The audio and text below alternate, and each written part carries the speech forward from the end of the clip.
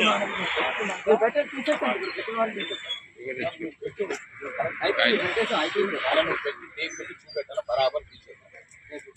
बराबर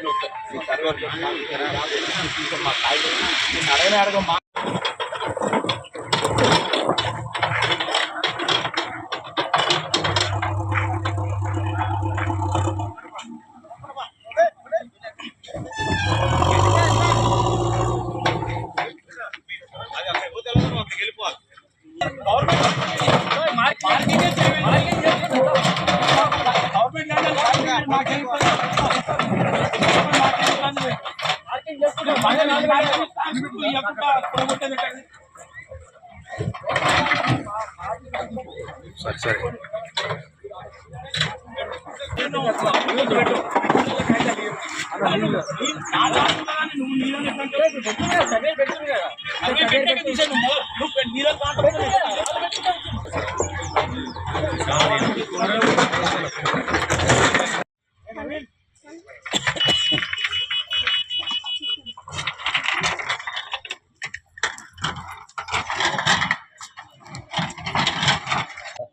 పేరు నాయకుడు మాశేఖర్, మా మేడం పేరు నాయకుడి భవాని.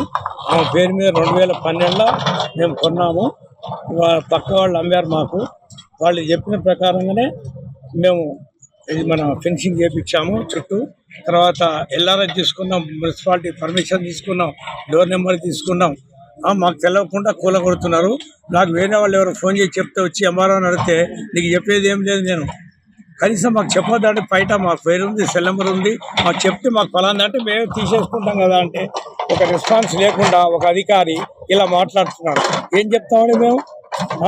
మా దగ్గర మొత్తం పర్మిషన్ ఉంది, ల్యాండ్ డాక్యుమెంట్స్ ఉన్నాయి.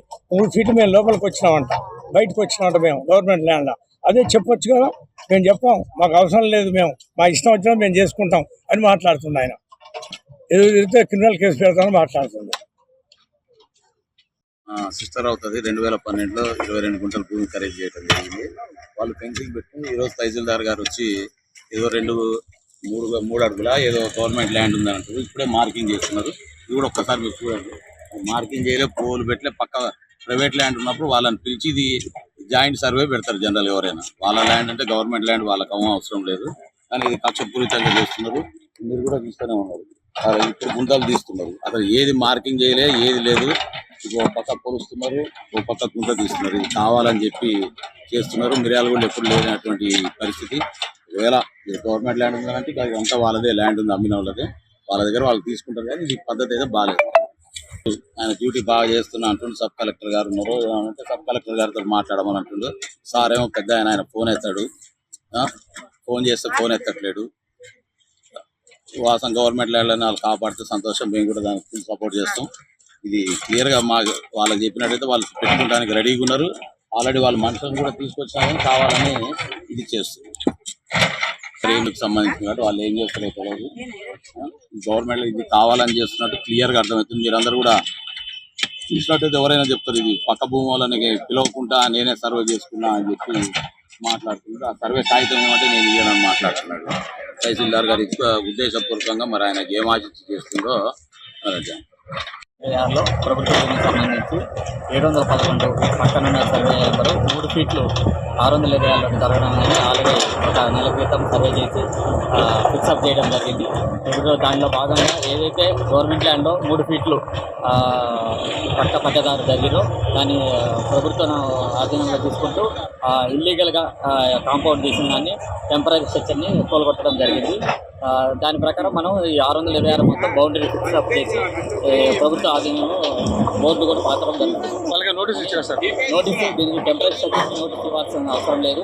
ఇంకోటి అది గవర్నమెంట్ ల్యాండ్లో ఉంది కాబట్టి అవసరం లేదు. ఆల్రెడీ గతంలో కూడా 2-3 సార్లు సర్వే చేసి మనం దీన్ని ఫిక్సప్ చేయండి ఆయన చెప్పినప్పటికీ కానీ వాళ్ళు తీయకపోవడంతో ఈరోజు ఇల్లీగల్ స్ట్రక్చర్ని తీసేయడం జరుగుతుంది. హైదరాబాద్లో లాగా కూడా ఇక్కడ కూడా ఎక్కడైతే మనకి క్లియర్గా కనిపిస్తుందండి ఆ నాలా అనేది డైవర్ట్ చేయడం జరిగింది. డైవర్ట్ చేసి గవర్నమెంట్ ల్యాండ్ వెళ్ళిపోయారు. నాలా అనేది పట్టా ల్యాండ్లోకి పోవడం జరిగింది.